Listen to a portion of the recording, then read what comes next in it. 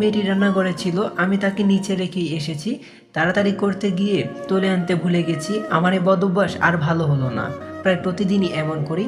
Already আমি শাওয়ারের নিচে দাঁড়িয়ে আছি, এখন কি আর করার, একেবারে গোসল শেষ করেই বাথরুম থেকে বের হতে হবে। শাওয়ার শেষ হওয়ার পরে বাথরুমের দরজা খোলার সময় দেখি হ্যান্ডেলের মধ্যে তৈলেটা ঝুলিয়ে রাখা। বুঝতে পারলাম মেয়েটি রেখে গেছে হয়তো, কারণ ছোটা বুয়া তো 3 দিনের ছুটিতে গেছে। শরীরের মুছে তৈলের পরে ঘরে আসলাম, দেখি খাটের উপরে আমার নেভি ব্লু কালারের একটা শার্ট, ব্ল্যাক ফর্মাল প্যান্ট আর ব্ল্যাক একটা টাই রাখা। অনেকগুলো কাপড় আয়রন করিয়ে আনানোর পরে নিচে রয়ে গিয়েছিল, ওখান থেকেই বেছে এই কাপড়গুলো এনে দিয়েছে সে। এবার আর অবাক হলাম না, তার কারণ হলো সে আমাকে অবাক করার কর্মকাণ্ড করেছে প্রায় 18 থেকে 20 ঘন্টা ধরেই। রেডি হয়ে নিচে এলাম, মেয়েটিকে আশেপাশে কোথাও দেখছি না, হয়তো বা রেস্ট করছে। এমনিতে তার শরীর বেশ খারাপ ছিল।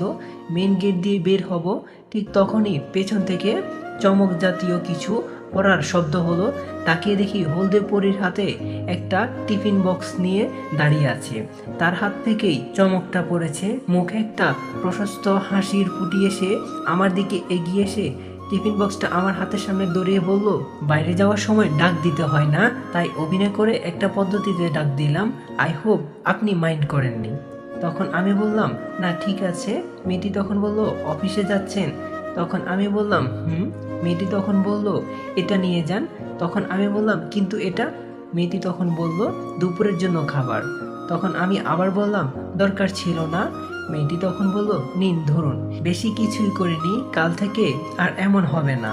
তখন আমি বললাম, আমি বাইরেই খাই ক্ষুধা পেলে, আর কখনোই লাঞ্চ বাসা থেকে নিয়ে যাই না।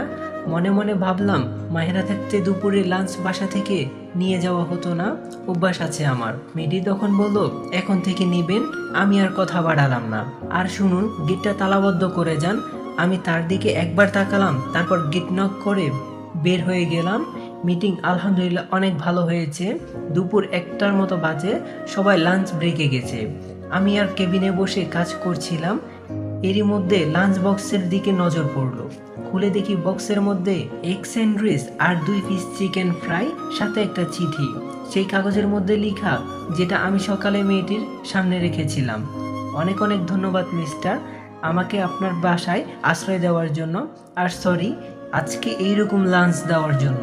আসলে অল্প সময়ের মধ্যে করেছি তো, কাল থেকে ইনশাল্লাহ সব ঠিকঠাক হবে। চিঠি দেখে মনে পড়লো তার নামই তো জানা হলো না এখনো। আর মিস্টার লেখার পর এতগুলো ডট ডট দেখে মনের অজান্তে একটা হাসি ফুটে উঠলো আমার মুখে। অনেকদিন পরে দুপুরে খাবার পেলাম, আর মেয়েটার হাতের রান্না এক কথায় প্রশংসনীয়। 2:30 দিকে সুরাইয়া দাদুর কল আসলো। কলটা রিসিভ করে আমি বললাম, আসসালামু আলাইকুম দাদু। দাদুর ওই দিক থেকে বলল, ওয়ালাইকুম আসসালাম ইরাদ, ভালো আছো দাদু ভাই? তখন আমি বললাম, জি আলহামদুলিল্লাহ দাদু, ভালো আছি। আপনি? দাদু বলল, আলহামদুলিল্লাহ ভালো। দাদু ভাই শোনো, মেয়েটির জ্ঞান ফিরেছে, তাকে একটা ইঞ্জেকশন দিতে হবে, না হয় আবার জ্বর বাড়তে পারে। সে তোমার এখানে আছে এখনো? তখন আমি বললাম, জি দাদু। এরপর দাদুকে সব কথা বললাম। দাদু তখন বলল, দেখো দাদু ভাই, এইভাবে সবাইকে বিশ্বাস করা ঠিক না, তবে আমি তো আর এভাবেই বুড়ি হয়ে যাইনি।